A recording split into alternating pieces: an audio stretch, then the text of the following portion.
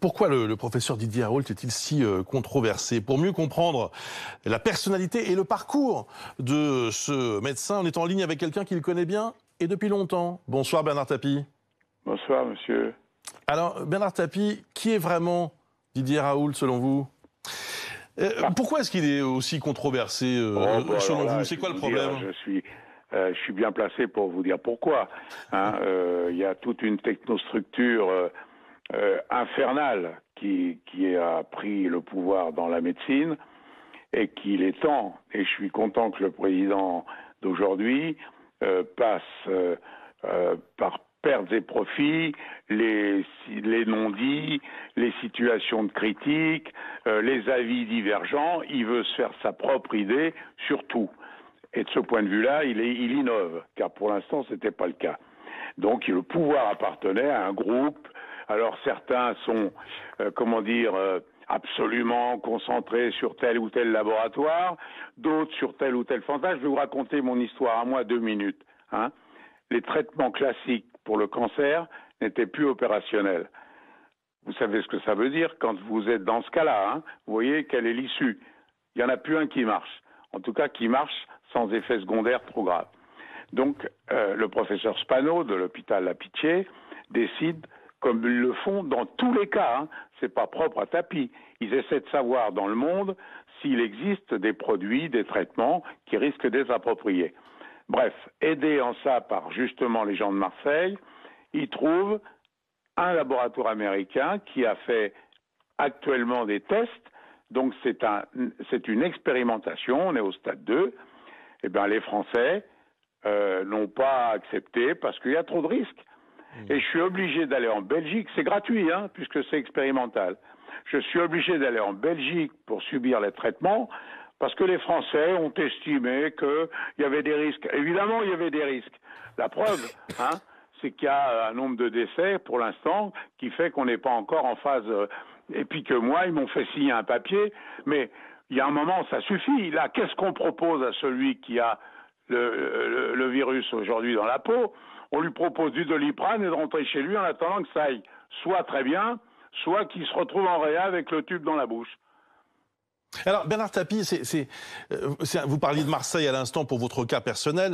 Raoult, évidemment, c'est Marseille aussi. Ouais. Et en fait, il y a beaucoup d'équipes marseillaises qui travaillent en ce moment sur ce coronavirus. Il y a une équipe fabuleuse, vraiment, qui travaille sur, on appelle Marseille Immunopole, qui est un projet incroyable. C'est dirigé par le professeur Éric Vivier. Leur théorie, le constat, c'est qu'il y a 2 phases quand vous êtes atteint par le virus. La première phase, c'est le virus qui attaque vos défenses immunitaires pour pouvoir pénétrer votre corps.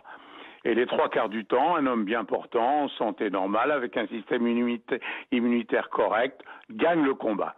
Car le virus, contrairement à ce qu'on croit, c'est pas un virus très violent. Il est très contagieux, mais pas très violent. Et donc, vous avez 9 chances sur 10, pour pas dire un peu plus, de le combattre.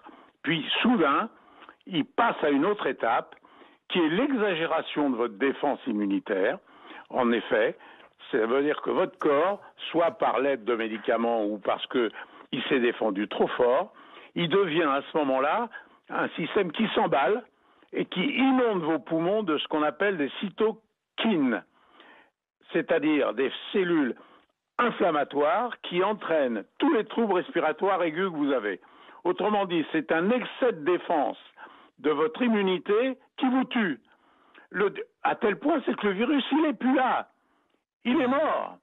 Mais il y a donc une difficulté à faire en sorte que vos défenses immunitaires soient assez fortes pour vous empêcher d'avoir le virus ou pour le tuer, mais qu'elles s'arrêtent à ce moment-là avant qu'elles soient elles-mêmes en débordement. Et ils sont en train de prévoir, parce que leur grande spécialité, c'est justement l'immunothérapie, un système qui bloquera votre système immunitaire, qui vous empêchera de passer à la phase 2. C'est un autre espoir, en effet, énorme.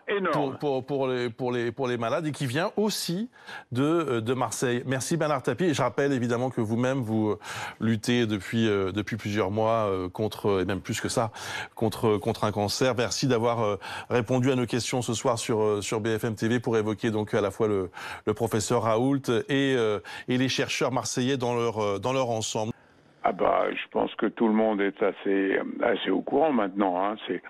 C'est incontestablement un des plus grands chercheurs et scientifiques dans sa branche. Il a inventé énormément de solutions à des problèmes qui étaient posés, en particulier sur le plan viral. Il a une vie extrêmement simple. Il habite un petit appartement avec sa femme. Il est très nature, c'est-à-dire vous le voyez bien dans sa forme de langage, dans sa tenue.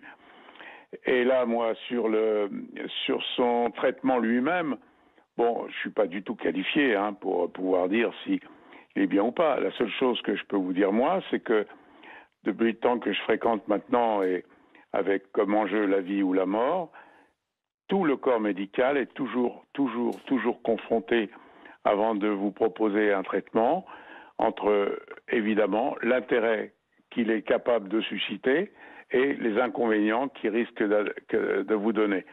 Et dans ce cadre-là, il n'y a aucun doute que le traitement qui pour l'instant est le seul est un traitement qui a pour lui le fait que sur 1000, puisque c'est les dernières statistiques de son essai, il y a eu 3 décès sur 1000 personnes qui étaient considérées comme contaminées.